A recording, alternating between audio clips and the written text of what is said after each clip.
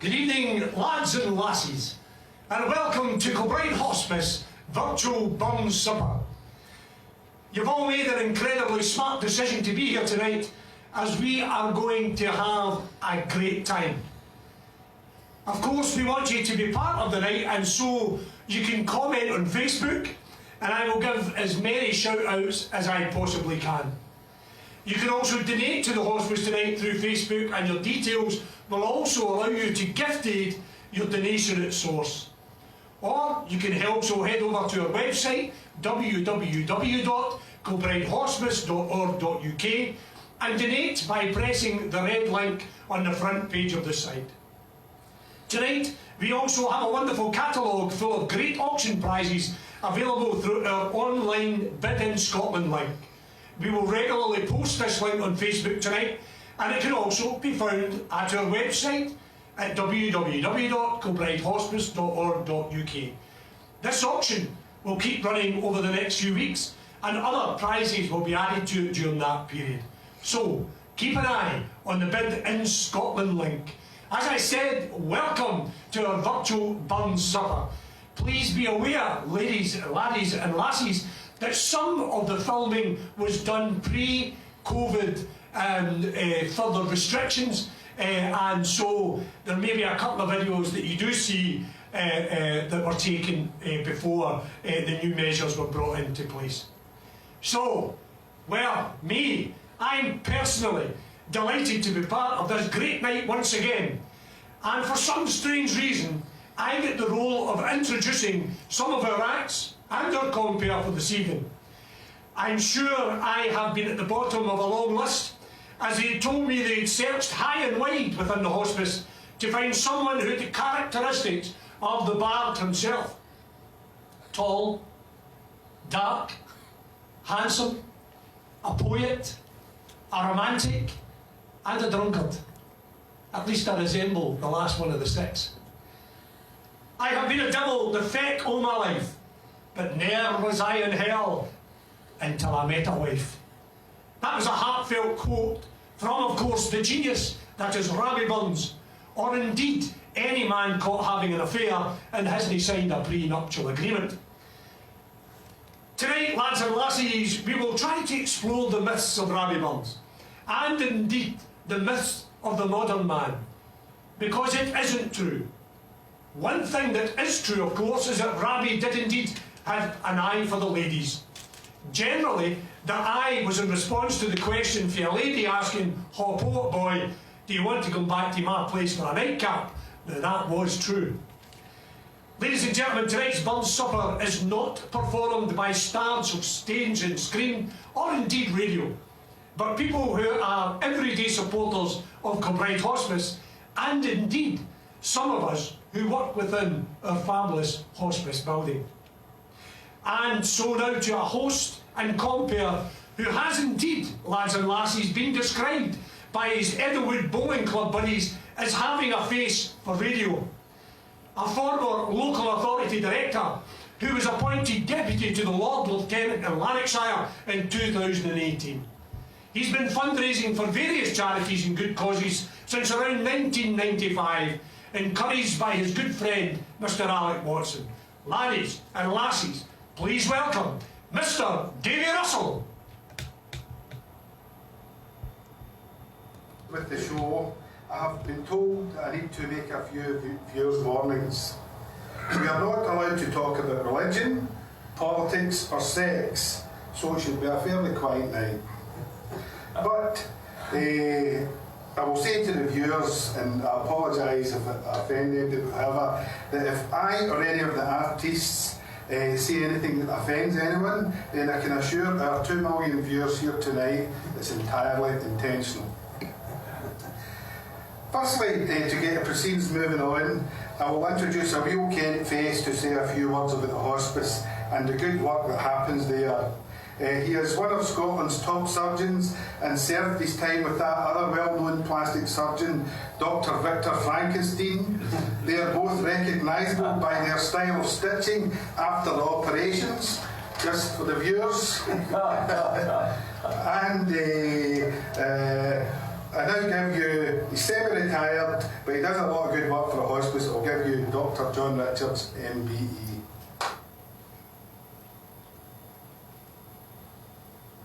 Greetings to all my fellow members of the Kilbryde Bowling Club and all our friends this evening, and a very warm welcome to you all. I wonder what Randy Burns would have made of the year gone by. I'm sure it would have given him rich material for many couthy songs and poems about his fellow Scots, with tales of human frailty and even occasional love, romance and humour in hard times. Burns would certainly have recognised unexpected sudden bereavement and early death as common events in his lifetime. Sadly, Kilbryde Hospice, your hospice, has experienced all of this and more in the last 12 months. So much so that I think we're going to have to change the hospice motto from "we're here because we care" to "we're still here because we adapted and overcame." Kilbryde Hospice found itself helping Lanarkshire Health Board in ways that none of us ever imagined would be needed at the start of 2020. In those darkest of days, we looked on in horror at the TV images of people dying in large numbers from COVID-19 in Lombardy, in the overwhelmed hospitals. A few weeks later, we began to see the first admissions and deaths from COVID-19 in Lanarkshire. Callum Campbell, the head of NHS in Lanarkshire, told Kilbryde Hospice that he expected Lanarkshire hospitals to be overrun by COVID-19 cases and that there might not be sufficient surge capacity in the NHS to cope with the numbers. We knew where our duty lay. On your behalf, the board of Kilbryde Hospice took the unanimous decision to step forward and offer all our bed capacity to help the NHS. Kilbryde Hospice was the first to offer this support before the seriousness of the situation became public knowledge. The hospice became an administrative ward of NHS Lanarkshire. We installed an additional 12 beds, bringing our inpatient capacity to 24, and we had plans to increase further to 36 beds if things became as bad here as they were in Lombardy. Our role was to care for those COVID-19 patients who were beyond further help and who were triaged in Here Myers for end-of-life care. With our specialist facilities in the hospice, we were able to give them dignity in their final hours and to comfort their families. These patients dying from COVID-19 carried the most risk of transmission, of course, of the most deadly form of the disease. It was on that first day of receiving these dying patients that your own staff at Kilbryde Hospice showed true courage and devotion to duty. Every single member of Kilbryde nursing, medical, administration and auxiliary staff volunteered and stepped forward to care for those dying patients, despite the unknown dangers to their own safety. You can be very, very proud of them. I know I certainly am. Everyone, of course, was poorer, had lost jobs, businesses were fearful for the future, and so Kilbryde and every other single hospice suffered a sudden drop in income. Despite this, we couldn't cut our services, as the hospice was, in fact, busier than ever, with all our 12 inpatient beds occupied and our hospice at home service fully committed. In order to keep going, we had no option except to burn through our cash reserves. Here, Kilbryde was better placed than most because of continuing support from very generous patrons, including the Kilbryde Bowling Club. We had also practiced very careful fiscal management of our donated resources, which now paid off. Leslie Wiggins and her team of dedicated fundraising staff rose to the challenge and tapped every source of income to keep our beds and services open. I know that many of you know that already because of the generous support which Kilbryde Bowling Club has continued to give Kilbryde. It's a hard-hearted deed who could refuse Leslie and her team's request for help. However, just when we thought that Kilbryde had survived financially during the pandemic, last week we are now suddenly faced with a potentially longer period of lockdown, only this time without the comfort of adequate cash reserves or NHS funding. Our ability to fundraise in the short and medium term has become critical to our survival as a hospice. I don't want to dampen spirits on this day of festive celebration of our national bard, but this situation is serious for Kilbryde and every other hospice which isn't fully funded by the NHS. But, as all of you here today know, your hospice tackles adversity head on. We are, after all, masters of our own destiny, and always have been. Kilbryde Hospice has just started its own lottery draw, and I would encourage you all to take part in that. That will help enormously in keeping our doors open, and Gordon McHugh will tell you more about that later. I am personally grateful to Edelwood Bowling Club for all your generous support and encouragement over the last 20 years. You believed that we could make our vision real, and I hope that you feel we've spent the money you gave us wisely. Together we've created a warm, caring hospice in South Lanarkshire with first-class facilities. We are not here because we care, but because you care enough to make it happen. God bless you all. Here's to the immortal memory of Rabbie Burns, and long live Edelwood Bowling Club. Thank you, John. As you can see, folks, it's all about the hospice here tonight. Now, to get the show on the road, we have our first two performers. One is Pipe Major David Stark, BEM, right, who is one of the county's, if not the country's, greatest pipers, well known. And addressing the haggis, former Deputy Visual Commander, Superintendent Alec Watson, one of Strathclyde's finest. Bring Ben the haggis.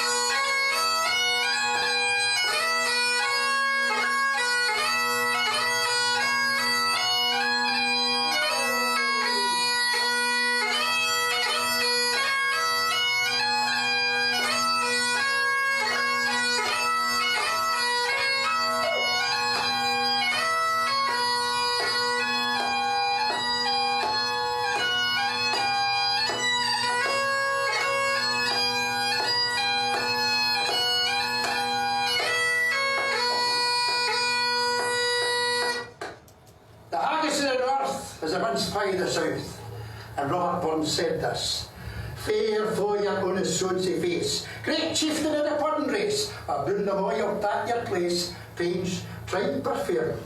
Well, are ye worthy o' grace? His lines my ear. The groaning trunks are there your full, your hardies are like a distant hill, your pain would help to mend them all in time of need, while through your pores the dews distill. I camber beat, his knife, say rustic labour dight. I cut ye up with ready slack, trudging your gushing and toes prickle only that, and then, oh, what a glorious sight! It's warm, it's reeking, aye, and it's rich. Then horn for horn you'll skate and stride. The old time the humblest on you'll drive. Oh, your real smart kids believer, pavement drums, then all get mine. Is like to life, be thank you tongues. Is there that Irish French ragout, or olio if it's still a sue, or thick as even my eating, spew in perfect scunner, that's done with sneering, scornful hue, when sick of dinner. Bare devils, your Irish trash, as feckless as a weather flash, his sparrow sank, I get backlash, he's never it, but through bloody flood or field to dash. Oh, how unfit. But Mark, the rustic haggis fed, the tremble on earth who sounds his train, clapping his walling ever blade, and he'll mark it hustle, and lights and M's, and heaps all sned, like taps and whistle. He prayers will mark mankind your care, and dishes up this bill of fare. All Scotia wax days can wear that jokes and lobbies, but if you wish her great for prayer, you'll hear a haggis. Piper, ladies and gentlemen at home, please be upstanding. And the first toast this evening is the haggis.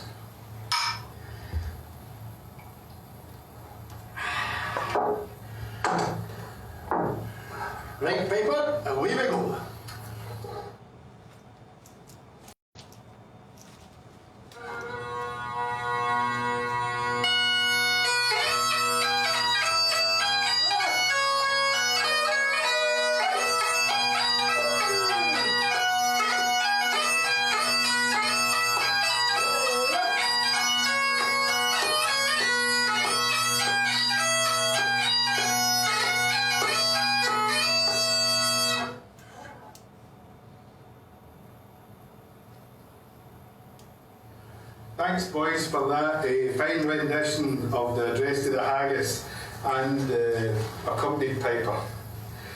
Now, folks, I hope by this time you all have an excellent meal in front of you.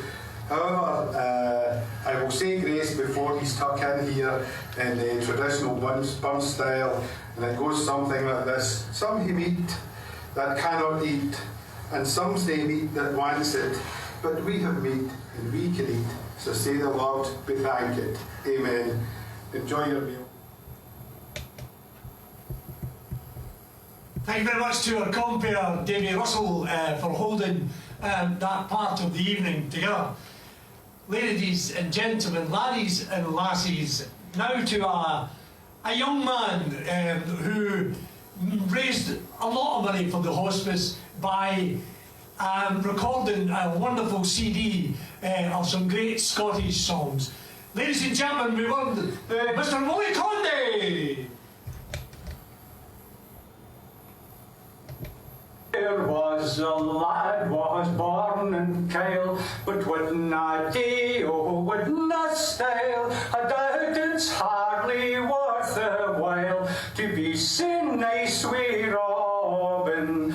Robin was a roving boy, rantin' roving, rantin' roving. Robin was a roving boy, a rantin' roving Robin.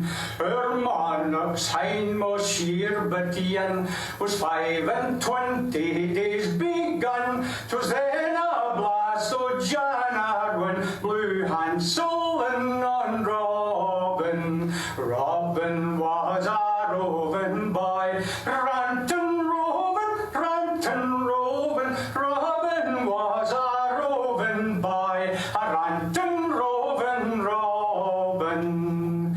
The gossip keeked in his loof, quashu wallers will see the proof. The swally boy will be naked. I think we'll call him Robin. Robin was a roving boy, rantin' roving, rantin' roving. Robin was a roving boy, a rantin' roving Robin. He'll hae misfortunes great and small, but I heard in them all. He'll be a credit to us all. We'll all be proud o' Robin. Robin was a roving boy, rantin' roving, rantin' roving. Robin was a roving boy, a rantin' roving Robin. Good faith, quashu, I doubt your gar, the bonny lassies lie a spar, but 24 she may war. So blessings on thee, Robin. Robin was a roving boy, rantin' roving, rantin' roving. Robin was a roving boy, a rantin' roving Robin.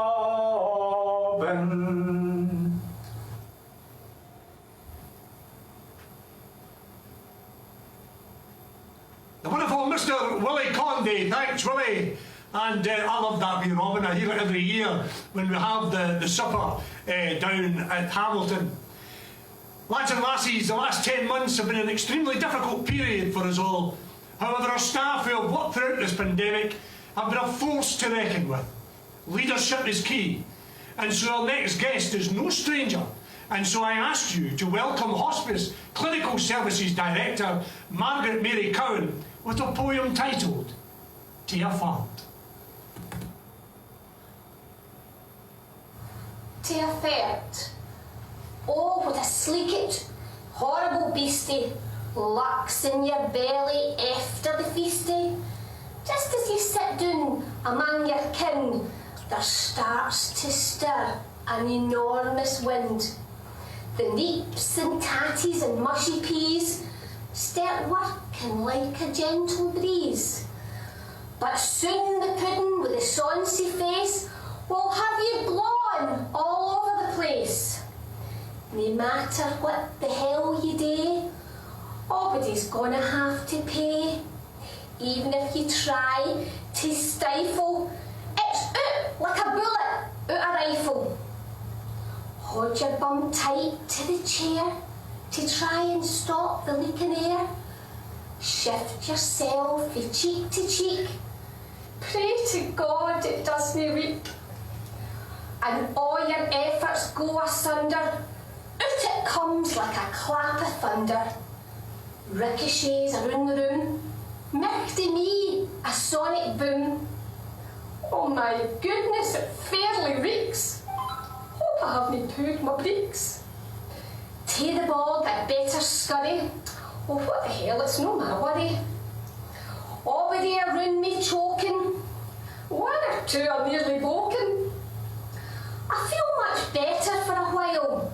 Can't help but raise a smile. Was him a shout when accusing glower? Alas, too late, he's just killed our. You dirty rascal, they shout and stare. I didn't feel welcome anymore. Where'er ye go, let your wind gang free. Sounds just like the job for me. What a fuss at Rabbie's party. O'er the sake for one wee 30. Thank you very much. Thank you very much, Margaret Mary. Absolutely fantastic. It reminds me of many years of growing up in Cathkin, just down the road from where we are just now, having a wee party, and letting out a wee 30. But thanks again. We've now witnessed another side to your humour, Margaret Mary. Just gave us all the bulk. Well done. Our next guest, Laddies and Lassies, is again one of our team within the hospice. During this period, infection control is key within a healthcare environment. And so our housekeeping staff are central to making sure the hospice is cleaned to within an inch of its life. And so please welcome Tracy McCartney, who leads our housekeeping team with that wonderful poem that was written in 1791. The poem, which describes two lovers parting, was sent by Burns to a woman he loved just before she left Scotland, never to see Burns again. A fond kiss.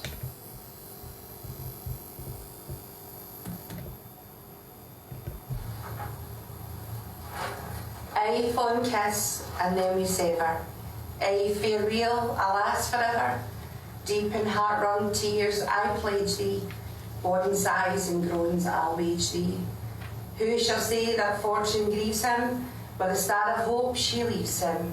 Me, nae cheerful twinkle lights me, dark despair around benights me. Ne'er blame my partial fancy, nothing can resist my Nancy.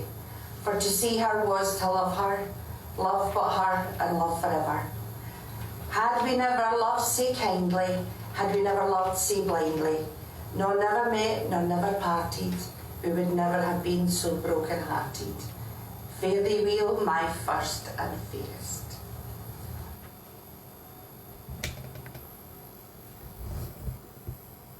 Thank you, Tracy. A lovely rendition of a great poem. And as I say, from one of Burns's, I think he maybe thought he was going to have a relationship with this young lady, but it didn't come to fruition. And so, let me just take a second for remembering those tonight who have kindly sponsored tonight's event. And that is the Property Store in Kilbryde, Gibcraft, PDM Build Base, Flowers by Isabel, Neil & Co Insurance Brokers. Thank you so much for sponsoring tonight's event. And for the food and drink that was sponsored also, that lovely meal that was delivered to your door, my very special thanks to A&L Campbell the Butchers, Glasgow Distillery Co, Rare Whisky, Asda Blantyre, Morrison's Lindsay Field, Morrison Stewartsfield, and Lidl St James's Avenue. My thank you to each and every one of those sponsors who played a key part, as I say, in that wonderful food that was brought to your homes this evening.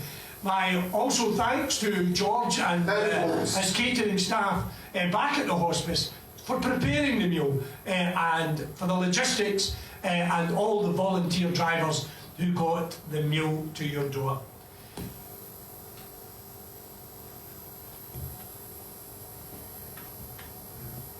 And so, here we are, the time you've all been waiting for, the big draw. The big draw, lads and lassies. However, just before that, can I remind you once again that you candidate to the Hospice right now through Facebook, and you will be able to gift aid your declaration at source. You can also head over to our website, www.kilbrydehospice.org.uk, and donate by pressing the red link on the front page of the site. And again, please also have a look at the link for Bid in Scotland. We've sent it out a number of times tonight. It's also out there on the website. The five that I'm going to mention are really to do with tonight. So we've got a Jim Baxter print, great Scottish footballer, and generally was regarded as one of the country's greatest ever players. So that print, we will show a picture of it a wee bit later on. We've also got Brian Laudrup, 9 in a row. I'm going to have to ask what that is. Is that a picture, or is it? Picture sign. It's a signed picture. It's a signed picture. My apologies, I've only got what the names of things are. We also have a football boot, and signed by the wonderful Mr. Eric Cantona, former professional football player for the great Manchester United. We also have a 65-inch smart 4K Ultra HD television, and we also have this wonderful portrait beside me of that very familiar man from tonight, Rabbie Burns, our national bard, and that great Scottish poet and lyricist. So these are some of the things that are in the catalogue. There's much more than that, but these were ones that were just really about tonight's Burns Supper. Also, as Dr. Richards highlighted earlier, we've partnered with local Hospice Lottery to deliver a brand new lottery to Kilbryde Hospice. Simply sign up on our website to allow you to take part in the weekly draw with a great chance of winning up to £25,000 whilst making a difference to your Kilbryde Hospice. Once you sign up, you will receive your pack, which will tell you all about the additional Christmas draws and indeed how your money makes a difference to Kilbryde. Ladies and gentlemen, to hand you back to your compere, Mr. Davy Russell.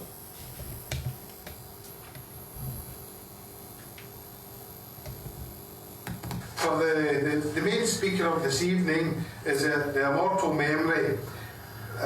It's a wee bit specifically about Robert Burns. Robert Burns was born in 1759. He died 37 years later in 1796. And now, 225 years later, we're still celebrating his life and works, which in itself is indeed remarkable. And before I introduce the man giving his version of the immortal memory, I'm going to tell you a wee story. As fortunately, I got a wee preview of his speech last week, and it refers in it to an imaginary or a virtual walk with Robert Burns that happened 230 years ago. However, I'm going to let you in the secret, especially with regard to imaginary friends, of which Alec has a history of. About 10 years ago, he left his wife Willis, and as a result, he started drinking more and more, causing a nuisance of himself, was lonely, nobody to talk to. So Alec decided, after consultation with his mates in the Bone Club, to buy a set of life-size blow-up dolls. And it's not the dolls that you are thinking about. There was a mummy blow-up doll, a daddy blow-up doll, a wife blow-up doll, and 2 baby blow-up dolls. This all worked fine. He went home each night and talked to them as in real life. But one day, he got steaming out his head, went home, wrecked the house, flung a chair out the window, took a knife, stabbed all the blow-up dolls. The neighbours called the cops and duly charged him with breach of the peace. On the Monday morning at Hamilton Sheriff Court, it was full of remorse. When summing up, the Sheriff says, "Do you realise you once held a position of respect in this community? However, on this occasion, you not only damaged property and caused concern to your neighbours, you let down your mother, You let down your father, you let down your children. Now, I give you Alec Watson, who will give you his version of the immortal memory, accompanied by the fantastic piper, Pipe Major David Stark, who will do them on to the end.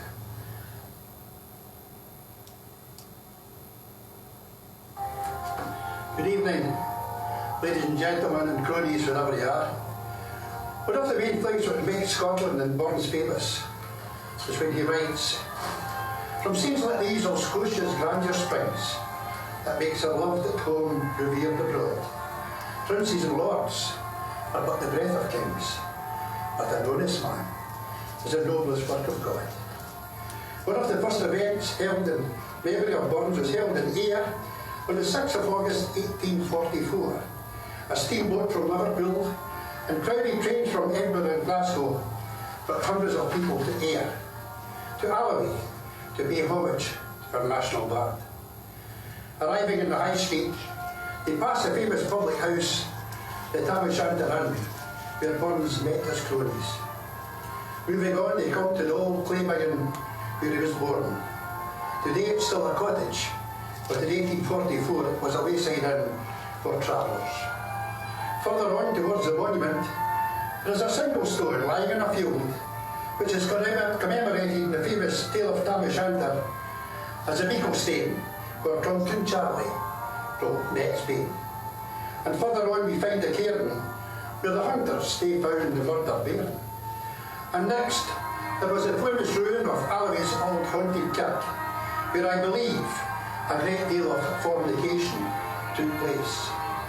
Which led us on to Burns Monument, standing proudly over the River Doon. Adjoining the monument, they had erected a temporary building built in the shape of a square to accommodate 1,600 people. It seems to be a secret why it was built like this.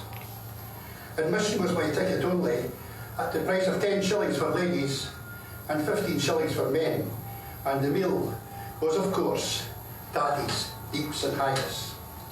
So tonight, we'll toast the memory at this auspicious time to a ploughman and a poet, and to Scotia's Prince of Rhyme. Burns was born to the plough, with hard work on his face and sweat on his brow. Through illness and poverty, he battled so hard before being acclaimed as Scotland's national bard. From the gentle Afton, aye to the bonny breeze, he described his country in memorable ways. From bonny Jean Armour, aye to his lovely Nancy, Robert Burns could write about anything that just took his fancy. And fast for his brain the verse he spilled, as fertile as the soil he tilled. Fast as his plough over furrows flew, yet faster still his poems grew. He was indeed a literary giant, for which in the year 1787 he was recognised by the noblemen and gentry of the Caledonian Hunt, and within the great halls of Edinburgh he was proclaimed Poet Laureate of Scotland. And in reply, Burns has made this most famous statement. My lords and gentlemen, I am a Scottish bard and I am proud of the name, whose highest ambition is to sing in my country's service, where I shall look for the patronage of the illustrious names of our native land.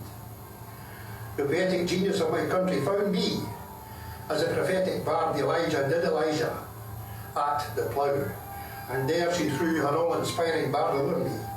She made me sing the loves, the songs, the joys, and the rural scenes in my native tongue, and I tuned my artless notes as she inspired. She whispered to me, she whispered, to come to this ancient metropolis of Caledonia and lay my songs and poetry under her honoured protection. I now obey her dictates. I come to congratulate my country that the blood of her ancient heroes still run uncontaminated, and that from their courage, their knowledge, their public spirit, she may expect protection, wealth and liberty. May pleasure ever be of your party, and may social joy await your return. For I have the honour to be, with sincerest gratitude and highest respect, your most devoted, humble servant, Robert Burns. To change an immortal memory from the usual run-of-the-mill content, I have decided, and helped by the genius of Mr. John Rooney, an expert poet from Ayrshire, I will take you on an imaginary tour of Burns country. And by the way, the good bits are by John Rooney and the bad bits are mine. When I sat down, it took me some 4 hours to write this part and put it into rhyme, which is about the same time it takes David Russell to buy a round of drinks for the boys in Edinwood Bowling Club on a Saturday afternoon. So I set off. I passed the biggin where Rabbie had dwelt, but alas, no internal feelings felt. And at the monument beside the Doonwell, that just left me further out of tune. But whilst passing up the Briggs of Ayr, something happened while standing there.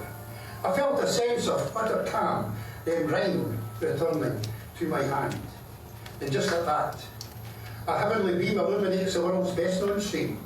From through the midst, Robert Burns appears. His Ayrshire tongue delights my ears. His handsome face and piercing eyes, well, they just merely add to my surprise. His proud dark eyes upon me stare. He says, Alec, it was me that wrote the Banks of Ayr. Tam O'Shanter too, I penned in a verse or two to a youthful friend. The ghostly scene is plain to see as Burns recites a verse from me. He says, Alec, I'm the bard of this domain, and over these Ayrshire streams I reign.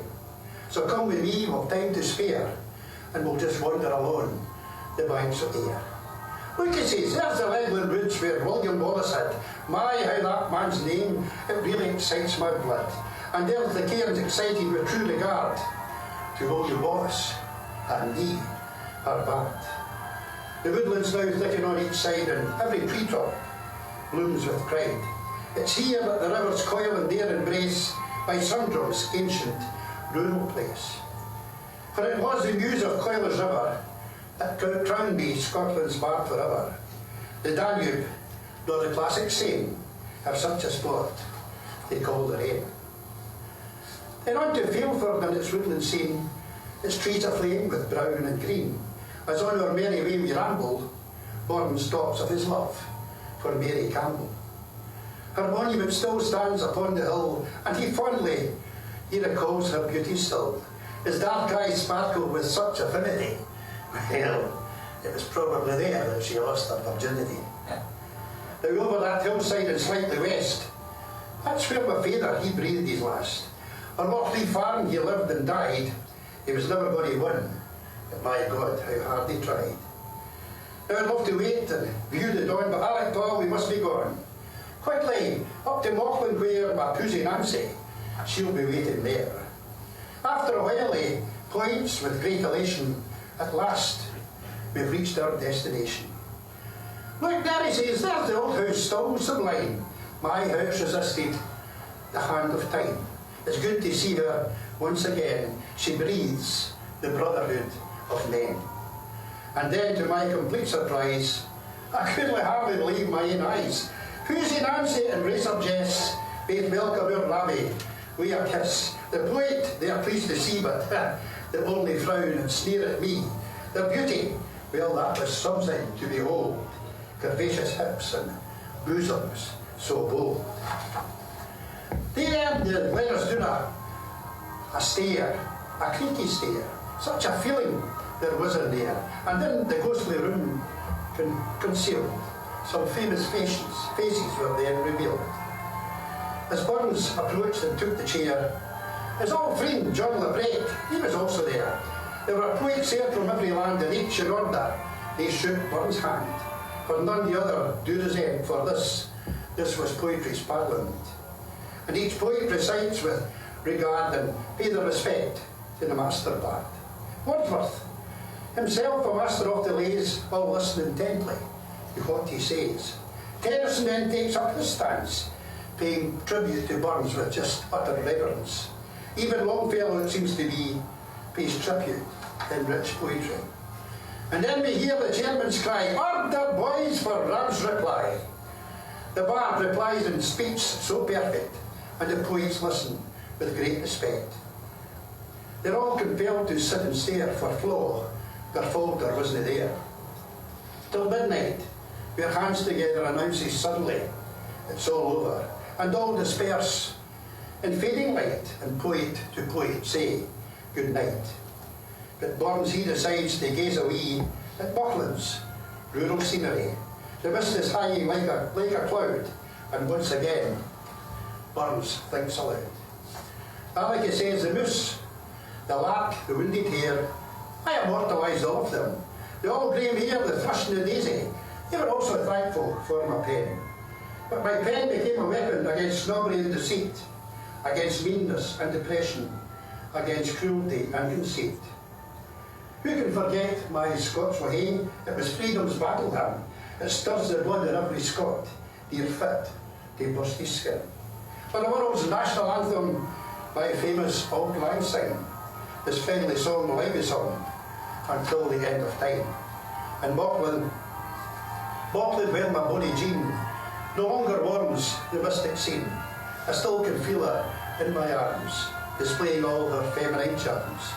Some of my children were brought to life by other mothers, not just my wife. But still my Jean forgave my lust, absolving my sins with faithful trust. And look, there's Musgill Fairn where Gibby and me, we fought the fight of poverty, sometimes winning, sometimes losing, sometimes sober, and sometimes boozing. And it's also there the wee moose lies at rest, homeless still, within its nest. And in that kirkyard over there, well, Holy Wally's still at prayer. So now I haunt these hallowed streams, and all that's left is my unfound dreams.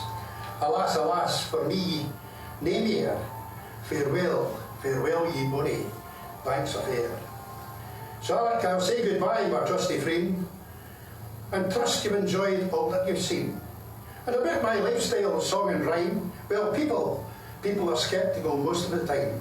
So to put to rest the myths and lies, Alec, pal, Alec, you have won the greatest prize. You're the one to tell the truth about my vibrant, ill-spent youth. To you, my friend, I will confess, at times, yes, my life was in a hell of a mess. With Suitor Junie, we liked our whiskey, and with the lassies, I did get frisky. In the rain, like falling leaves cascaded, and in the midst, Burns' image faded. And once again he lies in stately peace, back in the kirkyard in Dumfries. On the 21st of July 1796, at the tender age of 37 years and 6 months, Burns' frail body gave up and he died in Dumfries. Burns' ability to be a literary genius is reflected in the fact that he was a humanitarian, patriotic, passionate, humorous and tender in all his writings about everything that stood around him. The wee daisy grew in the fields he ploughed. The wee moose built its nest in his stubble field. The haggis reaped on his gable, and the twa dogs were his own 2 dogs. The heroine in the lament was Jean Armour. Tammy Shanter was a fictitious farmer from Kyle, and Holy Wally was Wally Fisher, a kirkyarder in Borland. Cronies, the list is endless. So I'd just merely ask you to stand for a minute in your home for the lament by the piper, and then we'll raise a wee glass to the immortal memory of Robert Burns. Piper. Stand here.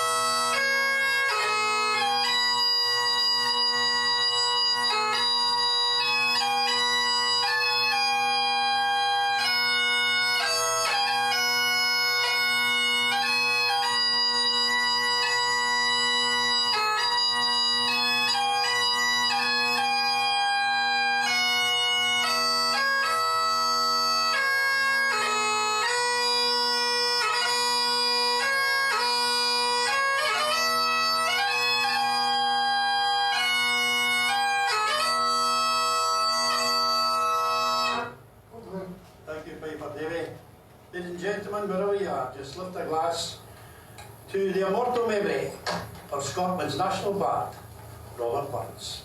The second toast and most important toast.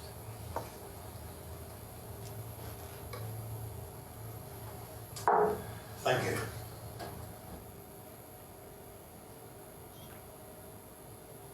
I'd like to do a fond kiss.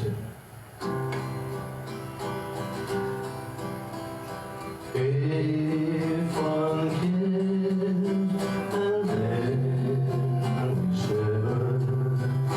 If we love us forever, deep in heart, long tears and plenty. Whoa.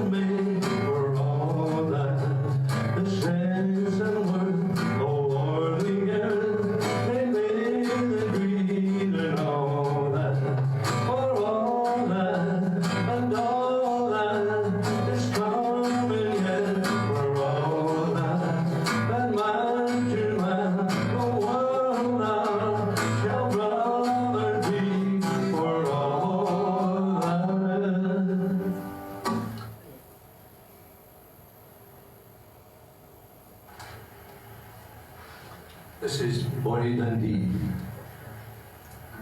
To the ball of convention was played on her school, our kings and the crown are down to be gold. So if you got a neighbor loves all our good, then follow the words from Bonnie Dundee. Come fill up my cup, come fill up my hand, cattle my horses and call out my men. I'll hook the westport and let them be free. Come some play the bonnets of Bonnie Dundee. Dundee is mountain and rise up the street. The bells will ring by twelve, the drums are to beat. But the business man say just let it be. When the tune well rid of that bell, Dundee. Come fill up my cup, come fill up my can. Saddle my horses and call out my men. Hold the west gate and let us be free. Come some way the boys of Bonnie Dundee. Will be our men, laddie on board. Be they the warm, the south and the north. And when we body lads home, one there will be. Can they yell me down over Bonnie Dundee? Fill up my cup, come fill up my can. Saddle my horses and call out my men. To the west road and let us be free. Come some way the hobbit, Bonnie Dundee. They'll walk in the hill, they'll eat in the road. Rely on my soul and crossway the close. So true now they last, and go and relieve. Come and watch in the last brilliant moments of me. Fill up my cup, come fill up my can. Saddle my horses and call out my men. Oh, the westport and let us be free. For some way the moments of Bonnie Dundee. Come fill up my cup, come fill up my can. Saddle my horses and call out my men. To the whole day and let us go free. For some way the moments of Bonnie Dundee.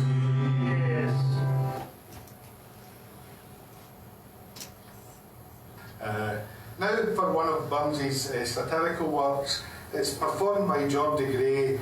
George, former US Marine, now one of Scotland's top gynecologists. So if anyone needs anything looked into, George is your man.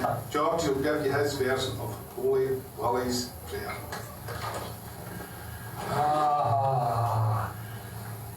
Aye. Thanks for that wee introduction, Davey. But I'm no a bloody gynecologist, I'm a chiropodist. Anyway.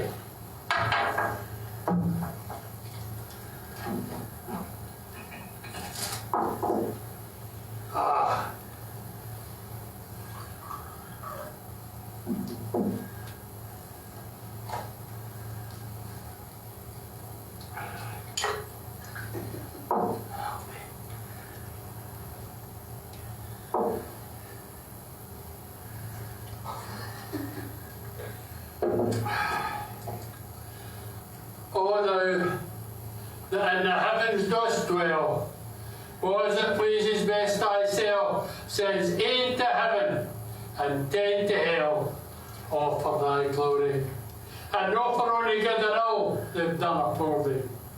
I bless and I praise thy matchless might, when thousands out has left in night, and I am here before thy sight for gifts and case, a burning and a shining light to all this place. Who was I, or my generation, that I should get such exaltation? I would deserve most just damnation for broken laws. 6,000 years ere my creation, through Adam's cause. When frae my mother's womb I fell, thou mighty plunged me deep in hell, to gnash my wounds and weep and wail in burning lakes, where damned devils roar and yell, chained to their stakes. But I am here, a chosen sample, to show thy grace is great and ample. I'm here a pillar o' thy temple, strong as a rock, a guide, a buckler, an example to all thy flock.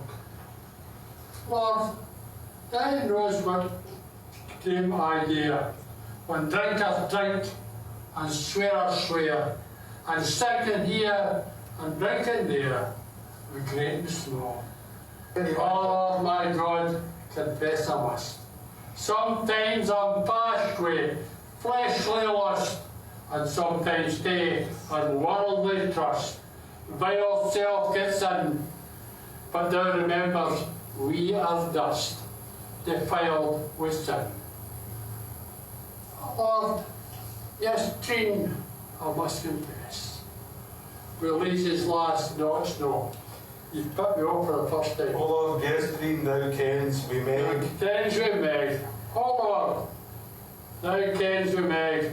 Thy pardon I sincerely beg, and may it never be a living plague to my dishonour, and I'll ne'er lift a lawless leg again upon her. Besides, a further monavoo with Lizzie's lass. 3 times I true, but oh Lord, that Friday I was true when I come near her, or else thou kens thy servant true would never see her. Maybe thou lets this fleshly thorn buffet thy servant e'en and morn, lest he or prudent I should turn, that he say after. If say thy horn marine be born, until thou lift it. Lord, bless thy chosen in this place, for here thou hast a chosen race, but God confound their troubling face, and blast their name, while brings thy elders to his grace and open shame. Lord, mine garden Hamilton's deserts, he drinks and he swears and he plays the bloody cares, and has some money taken elsewhere, great and small. The God's own feast, the people's hearts, he steals them all. Lord, hear my earnest cry and prayer. Against on presbyterial air, thy strong left hand, Lord, thy strong left hand, Lord, make it bear upon their heads. Lord, visit them and let spare for their misdeeds. O Lord my God, that glib tongue aching, my very hair and flesh were quaking, to think how we stood sweating, shaking, and pished with dread, while he, with hanging lips and snaking, held up his seat. Lord, in thy day of vengeance triumph, Lord, visit them what did employ them, and pass not in thy mercy by them, nor hear their prayer, but for thy people's sake destroy them, and in despair. But Lord, remember me and mine, with mercies temporal and divine, that I forgive and hear me shout, excelled by name, and all the folk shall be with thee. Amen. Amen.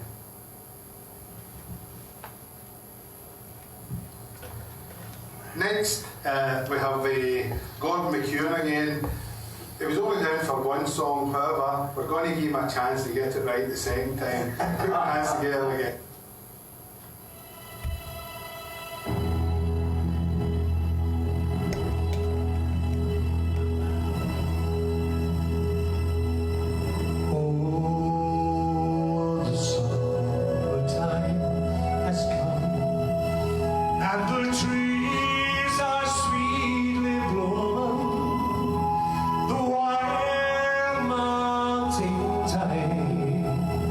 All around the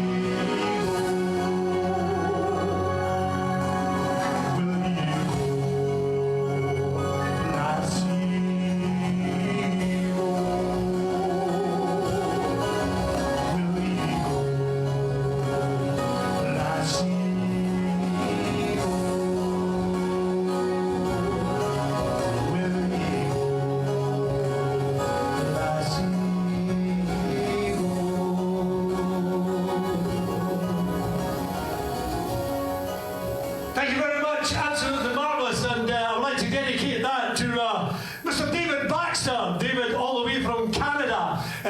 Welcome, David, probably back to Scotland, and it's great to have you with us here tonight. Okay, what I'm going to do now is, I did say the bit you've all been waiting for a wee bit earlier.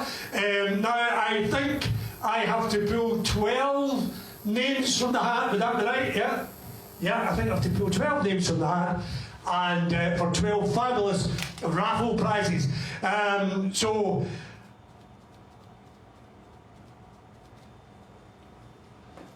oh, 14 it is. My apologies. See, you can tell this is live. This is a live bit. 14. Okay. So raffle prize number 1, which I know is got a Scottish hamper. I wish I could tell you what all of them are, but obviously we're in a different place this evening, and I'll do my best to get through them as best I can. Catherine McLaren. Catherine McLaren. Okay, Catherine, you've won a Scottish hamper. I know that. Okay, and famous grouse. A bottle of famous grouse is going to Anne Openshaw. Anne Openshaw. Okay, number 3 is a bottle of Bell's whiskey, and that is going to Mrs. Hamden. Mrs. Hannon, a bottle of Bell's. A bottle of Jack Daniels, and the bottle of Jack Daniels is going to, is going to, I managed to pick the same one back up again, and it's Shona Wilson. Shona Wilson has won that prize there, and High Commissioner whiskey. High Commissioner, hi! Okay, the next one is a bottle of Bell's again, and that bottle of Bell's is going to, I was trying to keep physical distance in here. Jenny Miller. Jenny, that bottle of Bell's is coming towards you. We've got a bottle of Smirnoff vodka, and that bottle of Smirnoff vodka is going to David McLaren. David McLaren. Don't forget, we have all your details here, so don't worry too much about it. Oh, one of my favourites, a lovely bottle of port. And that bottle of port is going to Jenny Miller. Okay, and another famous grouse. And that famous grouse is going to Mr. Adam Ingram. Adam, one of our directors at the Hospice. Thank you. And a bottle of Prosecco, ladies and gentlemen. A bottle of Prosecco, and that bottle of Prosecco is going to John Richards, Dr. John Richards. I think that's a fix. Do they call that a fix? Yeah. And next is a bottle of Bell's. I think that is a bottle of Bell's. Grants. Oh, it's a bottle of Grants. Okay, it's a lot of whiskey, isn't it? A lot of whiskey. Okay, that bottle of Grants is going to Alison Miller.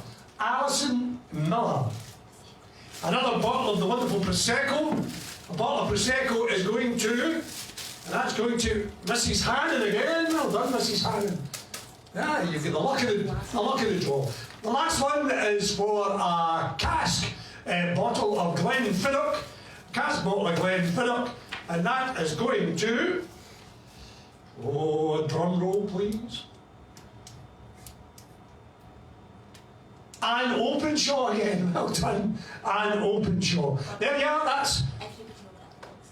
Oh, and everybody will get a box of shortbread. That box of shortbread will wave its way to you directly. Okay, that was a raffle. Okay, as I said, a very warm welcome to Canada and David Baxter. Okay.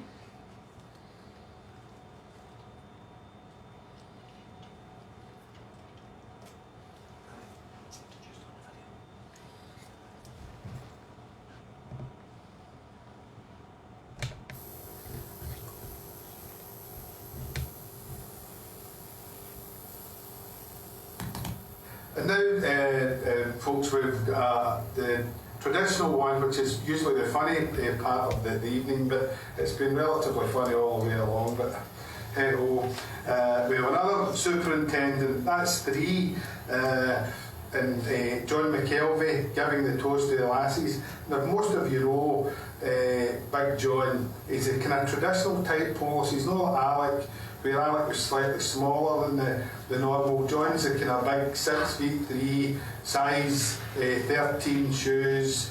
And basically the person who does the toasted ice is carte blanche, so I'm not really going to say too much about him. However, there was a wee poem that came to mind, and I'm going to say it, and as soon as I start saying it, you'll think of Paulus, Big John McKelvey. This poem was written by a guy called Matt McGinn. It wasn't Robert Burns, it was Matt McGinn, but it reminds me of Big John McKelvey. It's called The Big F&B. He kept bees in the old town of Effin. An F&B keeper was he. One day the F&B keeper was stung by a big F&B. Now the wee F&B keeper's wife did run, for the big F&B Paulus did she.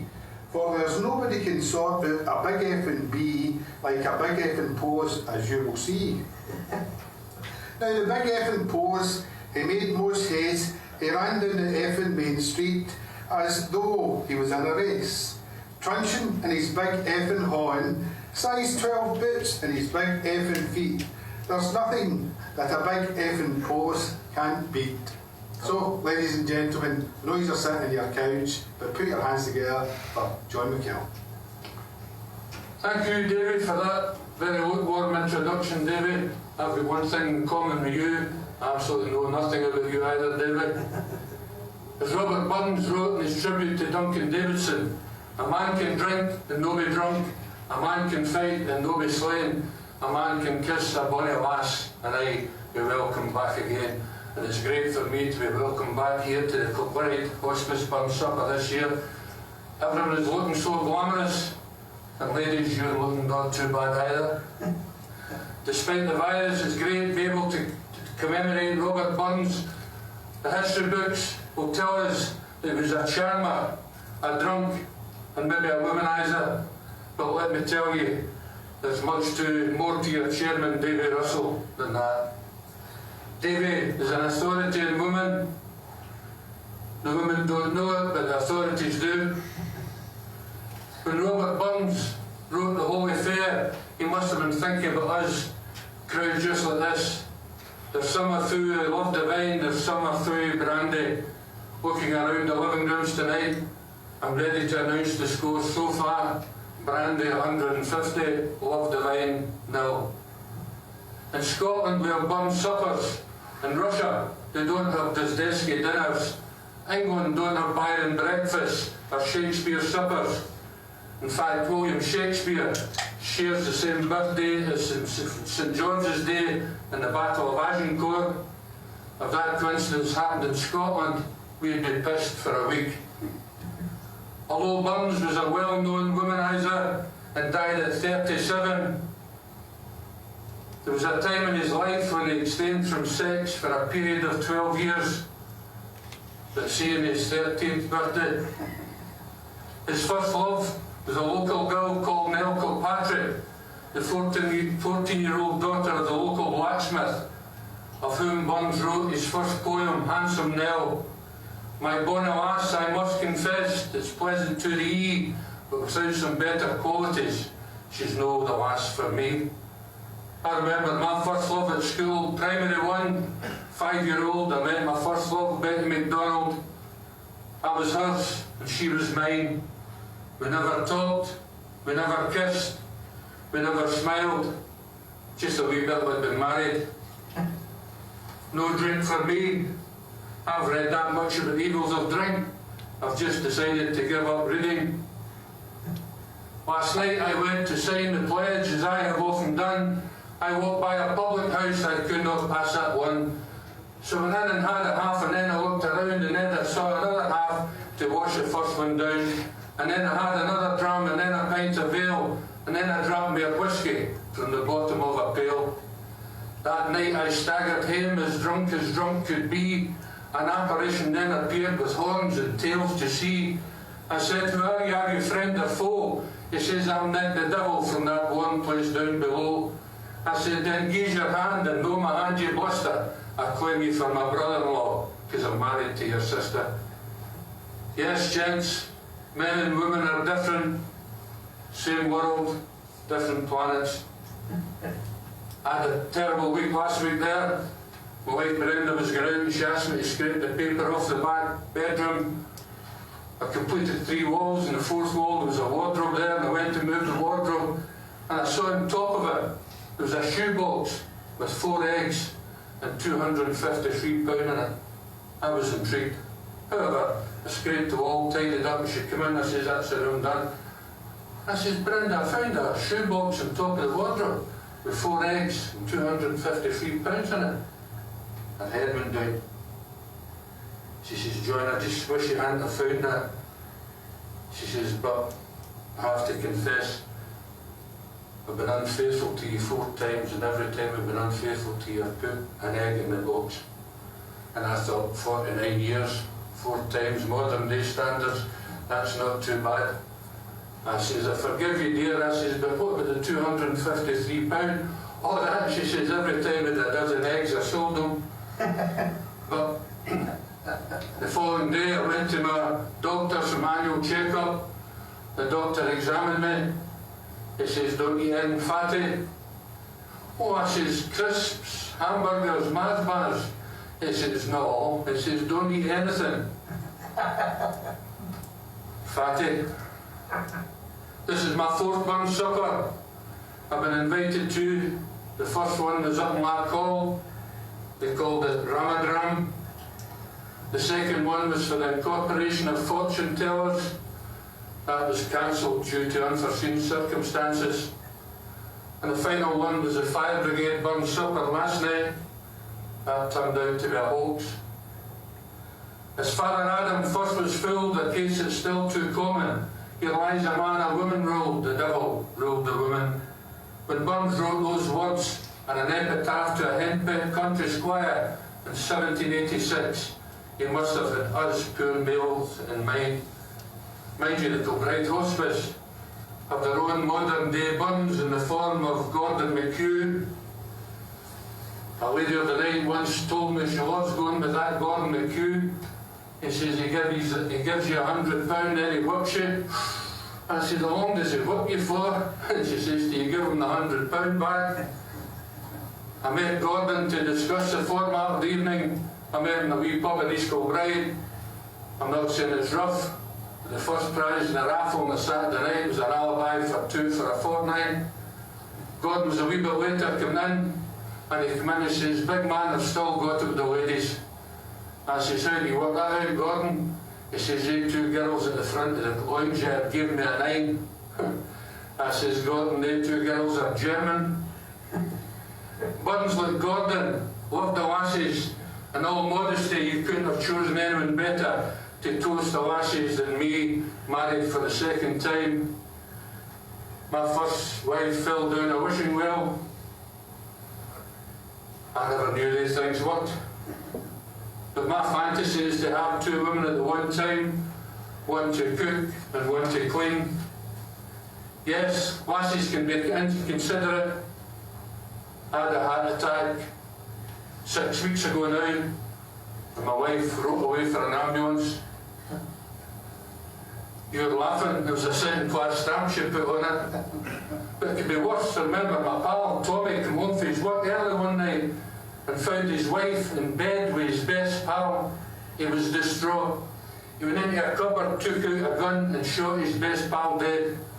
His wife shook her head in dismay and says, Tommy, if you keep on like that, you'll have no pals left. But the last dinner I was going to, my wife Brenda was putting a handkerchief in my pocket. And your worst nightmare, Davy, she came out with this wee note, and there it was, Miranda, AS 325103. I says, oh damn. She says, you explained that to me. I had a flash of inspiration. I says, look dear, Miranda's the name of a horse running at air in the 325, and I put £10 on to win at 3 to 1. Oh, she says, fine, and waved me away quite the thing. I got home that night, midnight, the door was locked. Ever known was out the front lawn, golf clubs broken in 2, shoes ripped apart, suits lying up on the top of the tree. I shouted through the letterbox. I says, what's up with you, dear? She says, your horse phoned. Eventually she looked me in about 3 o'clock in the morning, and she's standing there with her face like a monkey doing long division.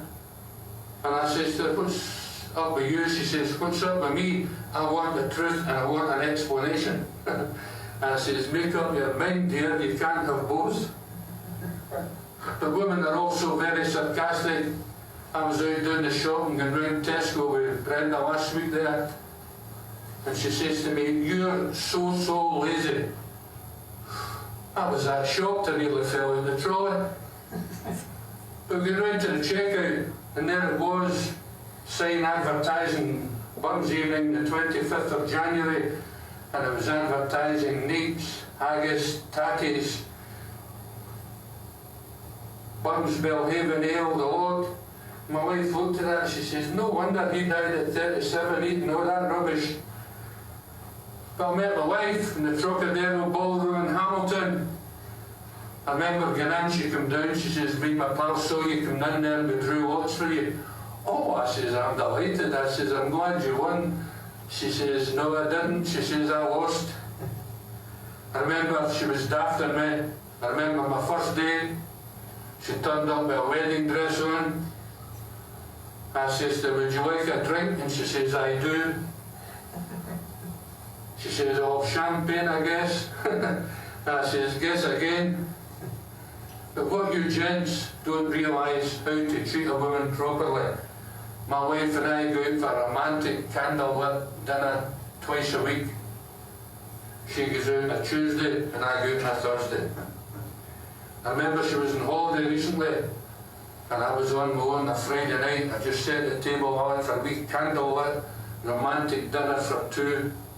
She popped her head round the door and says, my, this is a pleasant surprise. I said, isn't half it. I wasn't expecting you back to Sunday.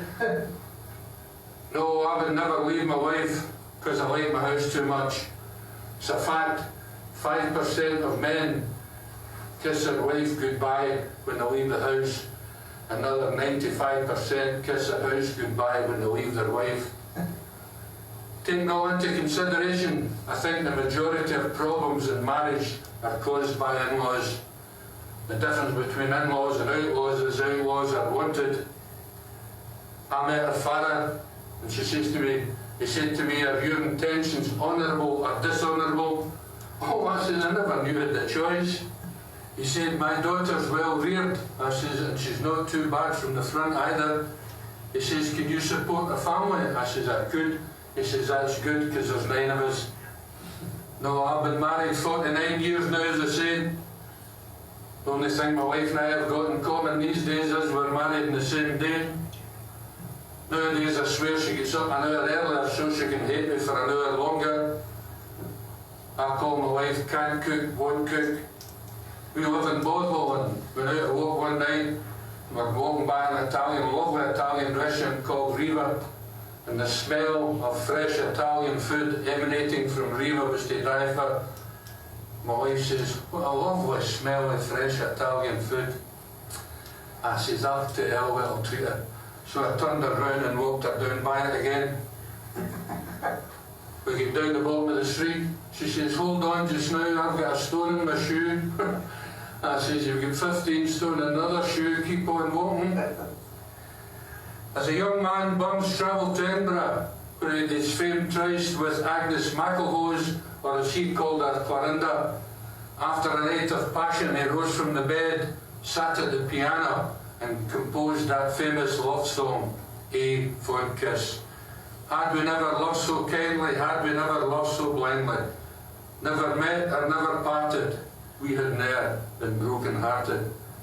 I'd like to tell you about a song composed by my lovely wife Brenda last night, entitled, Is That It Then? Burns, like myself, loved the lassies, and I think it's significant that the maternity wing of Ayr County Hospital is still referred to by the locals as the Burns unit. On the subject of hospitals, I worked in Govan. I used to nip in during the night to the maternity unit at Southern General Hospital for a wee cup of tea with the nurses. And I was in one night, and there was this young lady from Govan about to give birth to a child.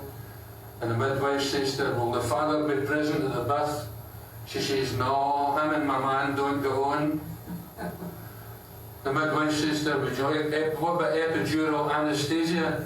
She says, no, you're all right, we've already got a name for the wedding. Burns love to live, you love to love, and you love to laugh, and I hope we've done all three tonight.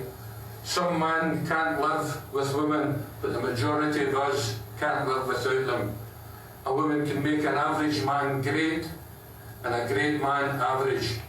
Or as Burns wrote in his address to Uncle Gid, then gently scan your brother man, still gentler sister woman, though they may gang a ken and rang to step aside as human.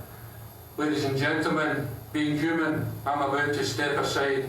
Before doing so, gentlemen, can I ask you to be upstanding, raise your glasses, and join me in a toast to the better halves, the lassies. The lassies.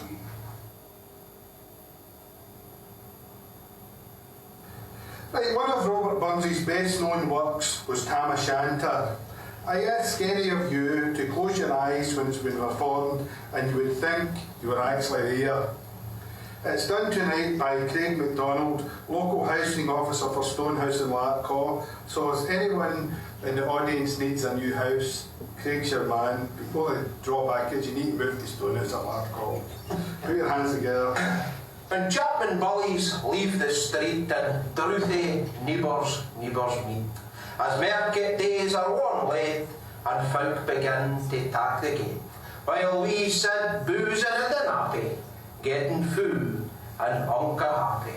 We think nae on the lang Scotch miles, the Moses, Waters, Slaps and Styles, and lie between us and our hame, where sits our sulky sullen dame, gathering our brews like gathering storm, nursing her wrath to keep it warm. This truth-fond honest Tam O'Shanter, as he frae ere nichted canter, all there, while near a toonsa prassies, for honest men and bonny lassies. Oh, Tam, as thou but been so wise, as ta'en thy ain wife Kate's advice, she telled thee well thou was a skellum, a blethering, blustering, drucken blellum, that frae November till October, ye market day, thee wasna sober. That thou come elder with a miller, thou sat as long as thou had siller. That every egg was quite a shoon, the smith and thee got roaring foon. That at the Lord's house, even on Sunday, thou drank with Captain Jean till Monday. She prophesied that late or soon thou would be funded round and doon, or catched wi' warlocks in the muck by Alloway's all haunted kirk. Ah, gentle dames, it gars me greet to think who mony counsel sweet, who mony lengthen sage advices, the husband frae the wife despises. But tale, merkin night, Tam had get planted unca richt, fast by a ring blazing finely, where women swats that drank divinely. And at his elbow, Suitor Johnny, his ancient, the rusty, drouthy crony, Tam Lodom like a vera brother, they had been fou for weeks together. The night drave on with songs and clatter, and I the ale was growing better. The landlady in Tam grew gracious, with favours secret, sweet and precious. The suitor told his queerest stories, ha ha ha ha ha. The landlord's laugh was ready chorus. The storm without McRae and Russell, Tam didna mind the storm a whistle. Care, man to see a man say happy, and drowned himself among the nappy. As bees flee him me leged treasure, their minutes wind their way with pleasure. Kings might be blessed, but Tam was glorious, o'er all the ills of life victorious. What pleasures are like poppies spread, you seize the flower, its bloom is shed, or like the snowfall in the river, a moment white, then melts forever. Unlike the Borealis race that flit their uke and point their place, or like the rainbow's lovely form, ye vanishing amidst the storm. Nae man can tether time nor tide, the hour approaches, damn ride. That door on this blackest the keystone, that dreary hour tam mounts his beastin. Sick a night they tax the road in, as near per sinner was abroad in. The wind, the blues, 'twould blown its last. The rattling shores was on the blast. The speedy gleams, the darkness swallowed. Loud, deep and lang, the thunder bellowed. That night, a child might understand. The deil had business on his hands. Well mounted in his grey mare Meg, a better never lifted leg. Tam skelpit on through dub and mire, despising wind and rain and fire. Whilst holding fast his good blue bonnet, whilst crooning o'er some old Scotch sonnet, whilst galour and rune, with prudent cares, lest boggles catch him unawares. Carcalawo was drawing nigh, where geese and bullets nickly cry. By this time he was close afore, where in the snow the chapmen smoored, and past the works and meikle stain, where drunken Charlie brak snake bane, and through the winds and by the cairn, where hunters fan the murdered bairn, and near the thorn abin the wall, where Mungo's mother hanged hersel.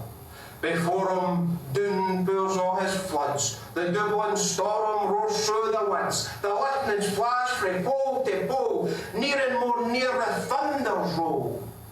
When glimmering through the groaning trees, Carcalawo seemed in a blaze. Through Alcabor the beams were glancing, and a loud resounding mirth and dancing, inspiring bold John Barleycorn. What dangers thou canst make us scorn, with Tippany will fear nae evil, with Uskama will fast the devil. His swans sae rimmed and Tammy's nodal. Fair play, he cared nae deals a model, but Maggie stood rich sair astonished, till by the hill and haunted Monish she ventured forward on the licht hand. Vow, damn son uncasicht, warlocks and witches in a dance, nae got alien brand new fae France, but hornpipes, jigs, strathpies and reels, but life and metal in their heels. Along a bunker, aye the east, there sat old Nick, in shape o' beast. A towsy tyke, black, grim and large, to give them music was his charge. He screwed the pipes and garbed them skirl, till roof and rafters awed and dirl. Coffins stood round like open presses that showed the dead in their last dresses, and by some devilish cantrip sleight, each in its cold horn held a light, by which heroic Tam was able to nate upon the halley table a murderer's banes and gibbet terms, twas spun lang wee and christened bairns. A thief new cottage for the rape, with his last gasp, his gab did gape. 5 tomahawks with blood red rusty, 5 scimitars with murder crusty, a garter that a babe had strangled, a knife a feather's throat had mangled, to which his own son o' life bereft, the grey hairs yet stand to the heft, with mere, oh horrible and awful, which even to name would be unlawful. As Tammy Glure, amazed and curious, the mirth and fun grew fast and furious, the piper loud and louder blew, the dancers quick and quicker flew, they reeled, they set, they crossed, they clicked, till Ilka, Carlin, Swart and Reekit, and pushed her duddies to the whack, and linked at it in her sang. Now Tam, oh Tam, had they been queens, or plump and strapping in their teens, their sarks instead of creasy flanning, been snaw by 1700 linen. Her breeds of mines, they're coming off next. My only pair, the gents were blush, o' good blue hair.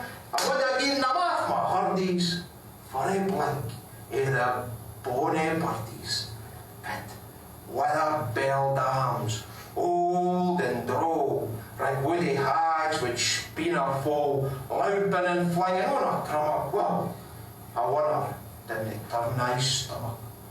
But Tammy kent what was what for brawly. There was a winsome wench in Wally that nicked and listed on the core, long after kent on Carrick shore. For money's a beast to ditch you showed, and perished money's a bonny boat, and should bait meikle corn and beer, and kept the countryside in fear. Her gutty sark, o Paisley harned, whilst a lassie she had worn, in longitude, though sorely scanty, was her best, and she was vanity. A little kent I reverend granny, that sark she cove for her wee nanny, with 12 scots, 'twas all her riches, with ever grace and dance or witches. But here my muse her wing won't cure, sick flights are far beyond her poor, to sing who nanny lap and flang. A supple jade she was, and strong, and how Tam stood like ane bewitched, and thought his very e'en rich. Even Satan glowered and fished fu fain, and hooked and blew wi' micht and main, till first I keep her, sign another, Tam tint his reason all together, and roars out, "Well done, Cutty Sark!" And in an instant all was dark, and scarcely had the Maggie rallied, when out the hellish legion sallied, as bees buzz out with angry fight, when plundering herds assail their bite, as open pussy's mortal foes, when pop she starts before their nose, as eager runs the market crude, when "Catch the thief!" resounds a loot. So Maggie runs the witch's folly, with money and Eldrick screech and polly. They'll get thy fern, and hell they'll roast thee like a hern, and then I get the whence I coming, get son will be a woeful woman. Now, do thy speedy utmost make, and win the keys to the brig. There a dare and tail me toast, a running stream the dare na cross, but there the keys then she could make, the faint a tail she had to shake. For Nanny, far before the rest, hard upon noble madded breast, and flew it down with furious ettle. But little was she Maggie's mettle, ye spring broke off her nest her hail, but left behind her ain grey tail. The Carlin cloaked her by the rump, and left bare Maggie scarce a stump. Now wha this tale of truth shall read, old man and mother's son, tak heed, whene'er they drink ye are inclined, or Cutty Sarks run in your mind. Think you may buy the joys of dear, remember Tam O'Shanter's mare. For right viewers, normally this time of night, if time's getting on, I usually chop a couple of bits out. However, since it's perfectly timed and we're on TV, tonight we'll get another song for Willie Condy. Put your hands together for Bill.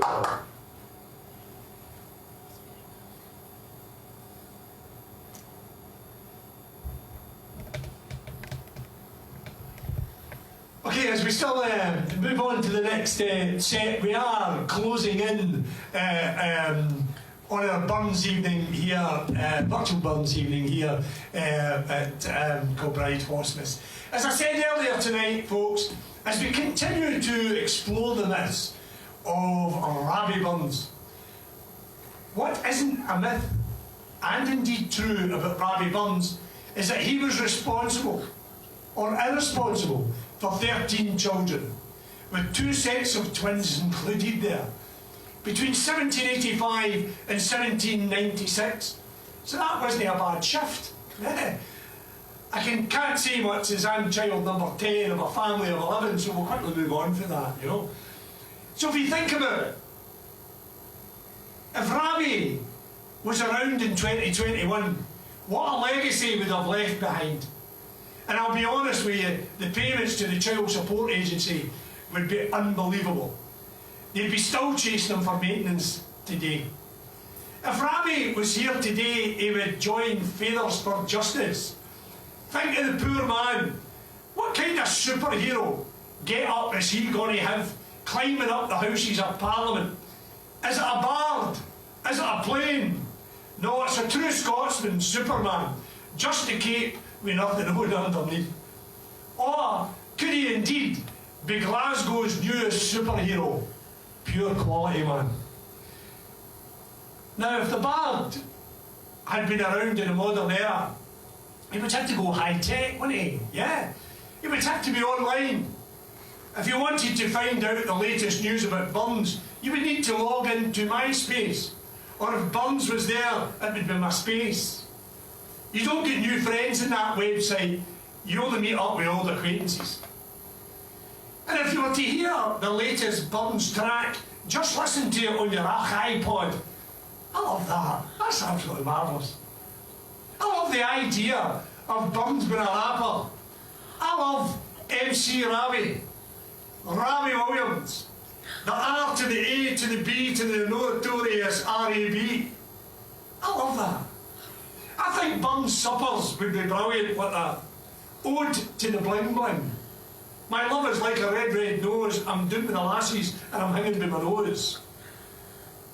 But let's not forget about Ravi Burns, the real man. He was a liberal. He loved the lassies. And yes, a true romantic. To see her is to love her, and love but her forever. For nature made her what she is, and never made another.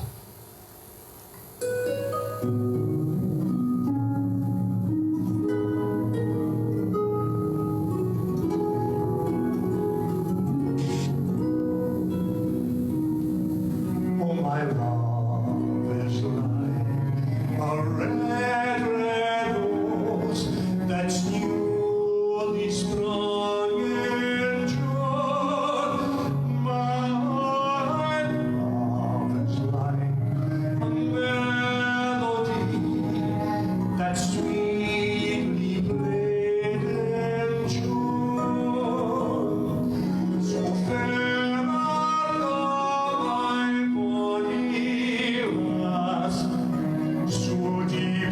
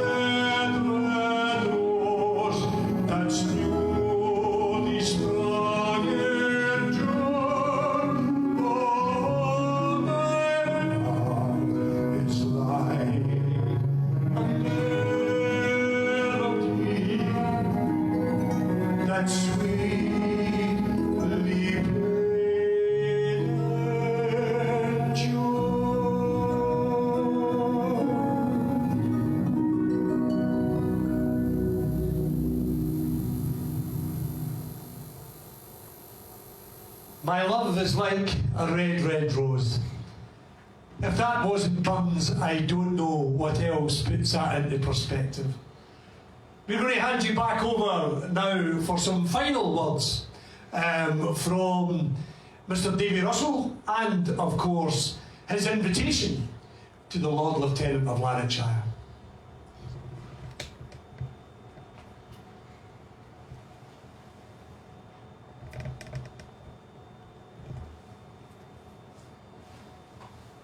And before we move on to the last but not least, we'll have Willie giving us the Star of Rabbie Burns immediately after Lady Hockey. Good evening, everyone. I hope you all enjoyed the meal provided by the Hospice and the humorous light entertainment performed here tonight. I know the past year has been particularly tough for everyone, with COVID and many other trials that has brought to each and every one of our daily lives. However, with the vaccine being rolled out, the light at the end of the tunnel is starting to get a little bit brighter. I would like to mention the following people for their tremendous effort in putting this wonderful virtual Burns supper together: Gordon McHugh, Alec Watson, David Stark, Willie Condy, Jim Patterson, John McKelvey, Craig MacDonald, George Gray, John Richards, Margaret Mary Cowie, Tracy McCartney. And to the fundraising staff, Leslie Wiggins and Claire Crawford, who had to adapt their fundraising strategy during this pandemic. And to all the staff from the Hospice in organising tonight's event, which also include the caterers, the people who deliver the food, the film crew, and all at the Holiday Inn. I'd also like to say a big thank you to our compere, David Russell. And last but not least, to all of you watching tonight, your support for the Hospice is greatly appreciated. A big thank you to each and every one of you. Thank you and good night.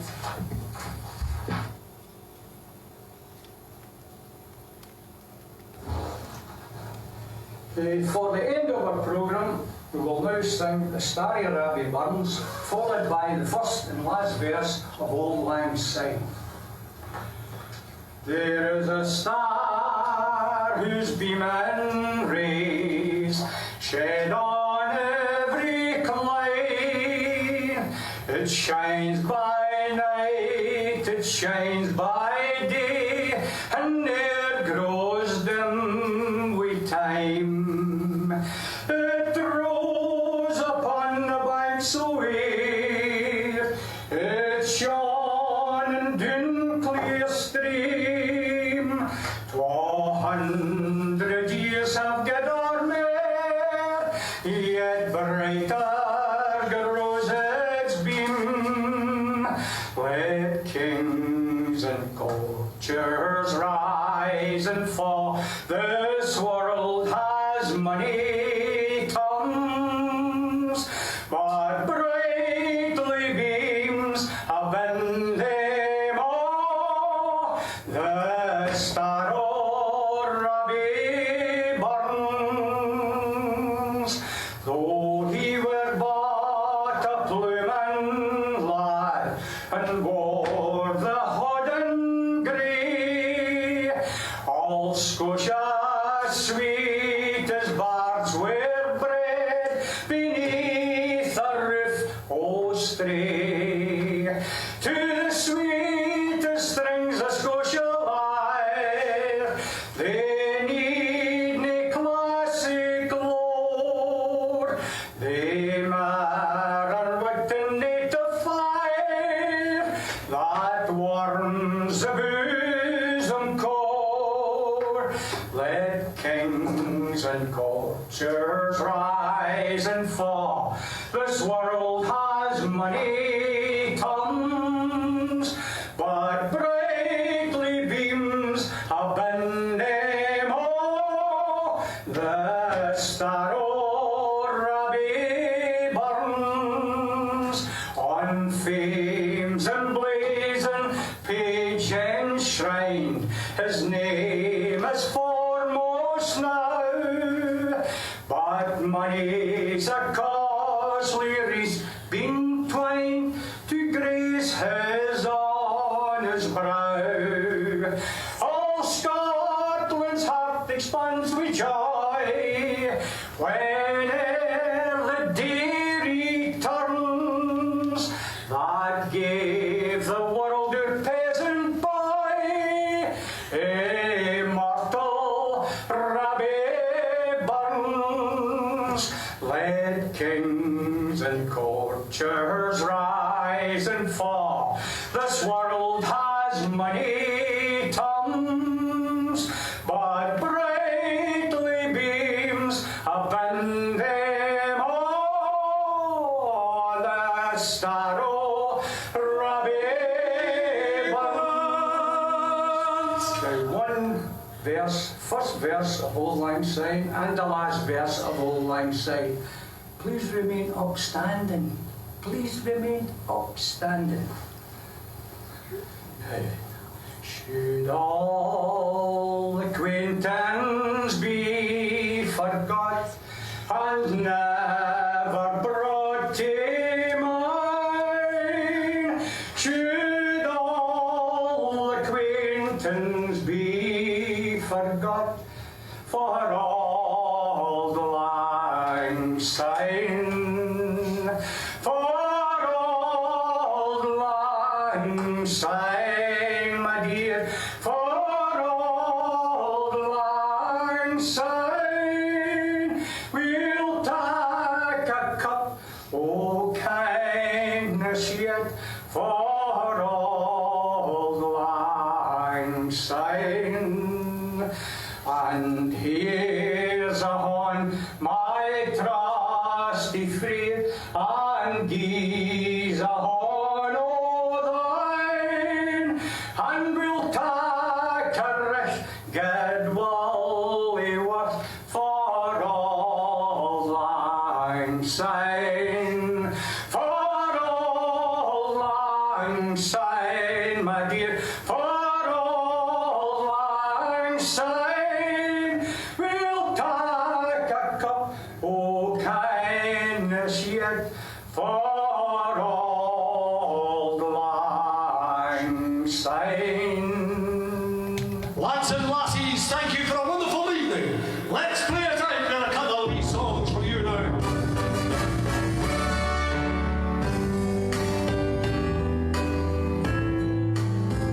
Thank you very much to Willie Conley for the absolutely marvellous, what a rendition of the Star of the Rabbie Burns. And also, of course, for Auld Lang Syne,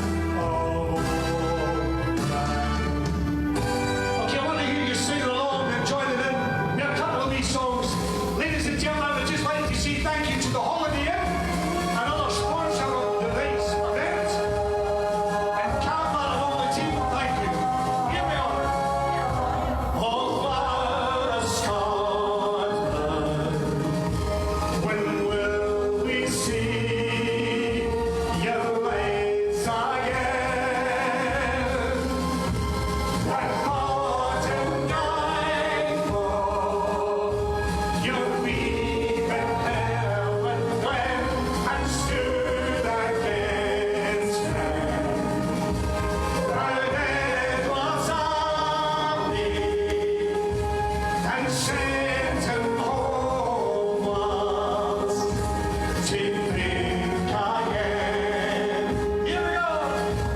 Those hills are bare and autumn leaves lie vacant still, for land that is lost now, but oh so dearly held, we stood against it. For it was Andy and sent him homewards to think again. Over Scotland, when will we see your lights again? Let's see you sing it. When fought and died for your wee bit hill and glen, and stood against him. For it was Andy and sent him homewards to think again, and sent him homewards to think again. Okay, let me see you clap your hands. Here we go then. Oh, Hamilton Lock, I wish you were whiskey, Hamilton Lock, aye. Oh, Hamilton Lock, I wish you were whiskey, aye. Drinking aye. That Hamilton Lock is a beautiful place, but the price of the whiskey is grim. How nice would it be if the whiskey was free, and the lock was filled to the brim? Hamilton Lock, I wish you were whiskey, Hamilton Lock, aye. Oh, Hamilton Lock, I wish you were whiskey, aye. Drinking aye. And now I got rid of money I've got. I get out the bay. If I wanted to sing, I would just go for a dip and swim in night and day. Oh, Hamilton Lock, I wish you were whiskey, Hamilton Lock, aye. Oh, Hamilton Lock, I wish you were whiskey, aye. Drinking aye. We have a gathering day, the clocks, they've come from near and far. I can see them good as I'm waiting out, shouting, Spongebob! Oh, Hamilton Lock, I wish you were whiskey, Hamilton Lock, aye. Hamilton Lock, I wish you were whiskey, aye. Drinking aye. But what the butchers overtook and cried